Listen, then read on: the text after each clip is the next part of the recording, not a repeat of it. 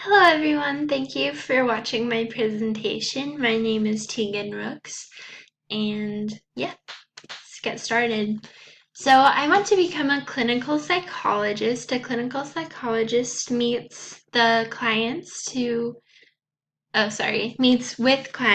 identify problems with emotions, mental health, and behavior. Their duties include diagnosing any disorders, monitoring clients' progress through regular meetings, conducting research, and developing action plans for clients, and helping them define personal goals for themselves.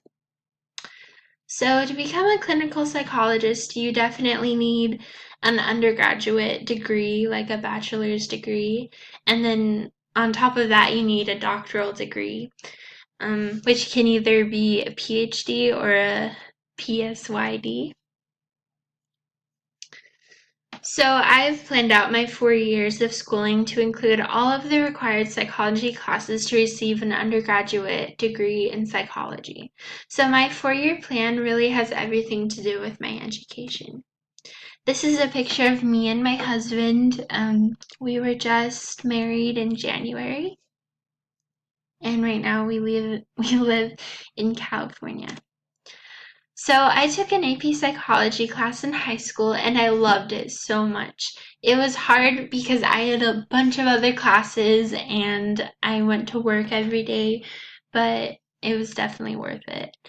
I also want to help people genuinely improve themselves. I have had some mental disorders that I had to go through alone, and I want to give guidance to people that will become better by it. I definitely fit with the largest reason listed in Chapter 13 for people to study psychology, which was I have a very strong interest in the subject matter of psychology. Thank you guys for coming to my presentation, and I hope you guys have a good day.